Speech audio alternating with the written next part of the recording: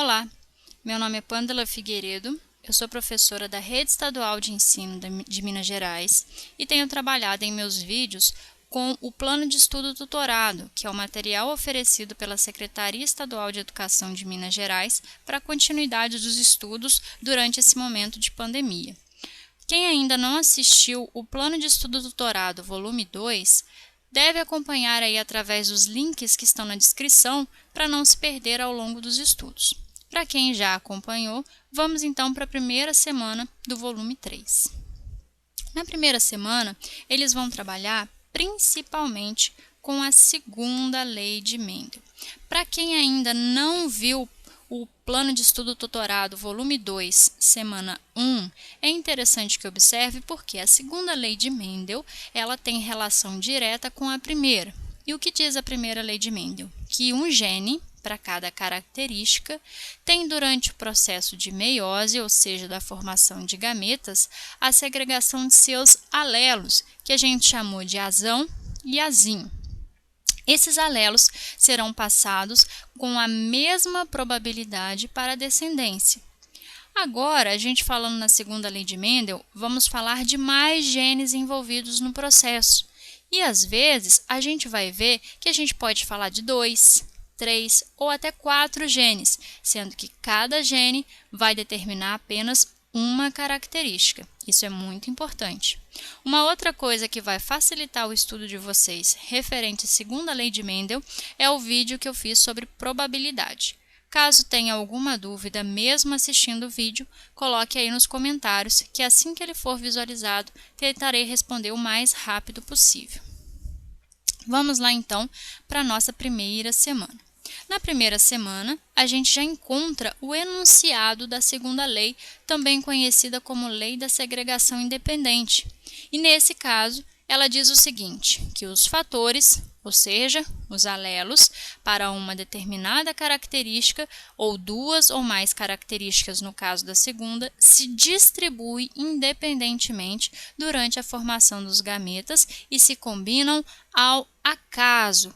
Então, aqui agora, a gente sempre tem que lembrar que, referente à segunda lei, nós temos 2 ou mais genes, vírgula, cada um para uma característica. E uma outra coisa muito importante é que cada gene está em um cromossomo diferente. Isso também é importante, porque mais à frente, quando vocês estiverem mais avançados no estudo da genética, vocês vão ver casos em que os genes estão no mesmo cromossomo. E aí a gente vai estudar um termo chamado de linkagem ou mapa gênico. Olhando aí os experimentos que Mendel fez, o material trouxe para vocês duas características representadas. Primeiro, a gente tem aí a característica da cor. Nesse caso, o amarelo vai ser determinado pelo alelo dominante do gene V, então Vzão, e o verde vai ser determinado pelo alelo Vzinho, já que é uma característica recessiva. A característica lisa vai ser representado pelo dominante do gene R e o rugoso pelo recessivo, assim como a gente viu lá no vídeo de probabilidade. E aí, Mendel fez cruzamentos primeiro com indivíduos da geração parental. Sempre esses indivíduos têm que apresentar essa característica de serem homozigotos, ou seja, o mesmo alelo representado aí nos genes. Então, temos Vzão, Vzão, Rzão, Rzão. Cruzando com o indivíduo Vzinho, Vzinho, Rzinho, Rzinho. A gente sabe que esse é um processo muito importante, principalmente porque Mendel, através de vários altos cruzamentos, ele chegou no que a gente chama de linhagem pura, ou seja, aquele indivíduo que só apresenta um tipo de fator, que para ele era considerado dessa forma, e hoje em dia a gente trabalha com a terminologia alelos de um gene. No processo de cruzamento entre esses indivíduos puros, ele obteve 100% de ervilhas apenas com um padrão dominante, mesmo eles sendo heterozigotos, tendo alelo dominante e alelo recessivo. Para entender o que aconteceu, assim como ele fez na primeira lei, ele repetiu agora com um alto cruzamento da F1, ou seja, os indivíduos que apresentavam tanto alelo dominante e recessivo de cada um dos genes. E aí é interessante a gente sempre nesse processo fazer quais são os gametas possíveis, fazendo aí aquele processo de distribuição. Vzão com Rzão, Vzão com Rzinho, Vzinho com Rzão, Vzinho com Rzinho. Esses são os gametas possíveis que serão gerados neste cruzamento. A partir do momento que eu tenho os gametas possíveis, eu posso criar o que a gente chama de quadro de Punnett.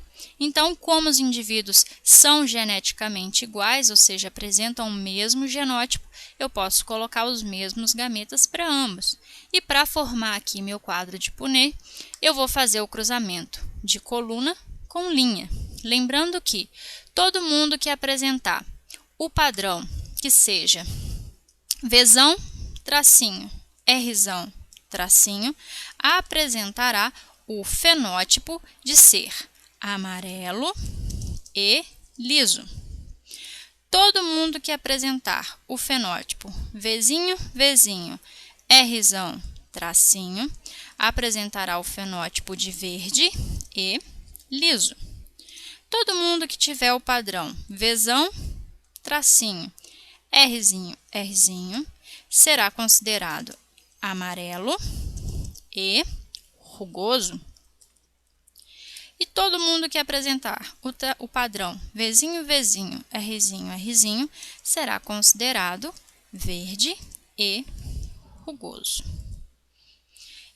Isso é importante porque quando eu for olhar aqui o meu quadro de Punnett, eu vou conseguir entender o que a gente chama de proporção 9:3:3:1. O que é isso? Vamos pensar nesse 9, por exemplo. Todo mundo que tem pelo menos um dos alelos dos genes dominantes vai ser considerado, então, amarelo e liso. Se a gente observar, ó, são esses indivíduos que são amarelos e lisos. Temos aqui 1, 2, 3, 4, 5, 6, 7, 8, 9 indivíduos. Então, vamos acrescentar na nossa anotação aqui que esses indivíduos Vzão, tracinho, Rzão, tracinho, representam 9 em cada 16 indivíduos aqui no meu quadro de Punnett. Vamos contar o restante agora. Um indivíduo, por exemplo, que é verde e liso. Temos aqui, ó, esse indivíduo aqui que é verde liso. Temos esse indivíduo aqui que é verde liso e esse indivíduo verde liso.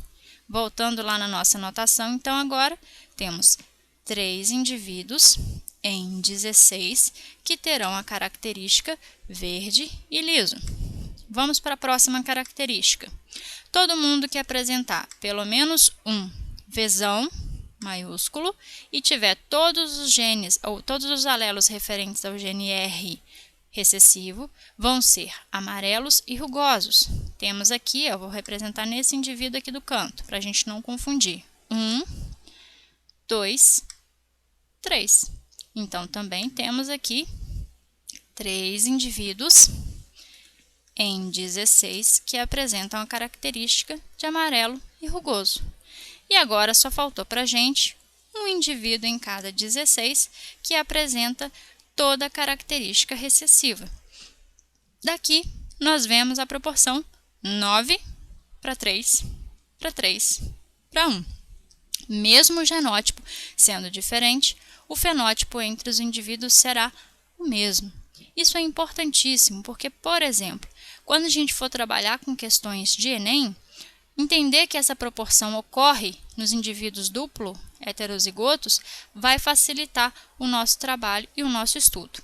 Uma outra coisa que facilita, ao invés de eu fazer esse quadro, é utilizar a probabilidade, que vocês vão ver aí no vídeo que está na descrição para vocês. Lembrando sempre que a probabilidade pode ser utilizada, principalmente a independente, porque os alelos segregam de maneira independente durante a formação de gametas.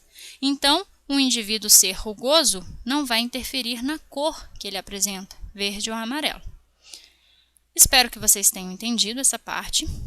Realizem as atividades, elas são muito importantes para confirmar o entendimento de vocês ou não, e caso ainda houver alguma dúvida, podem colocar aqui no comentário dos vídeos, ou então procurar o seu professor. Muito obrigada pela atenção e bom estudo para vocês. Um grande abraço!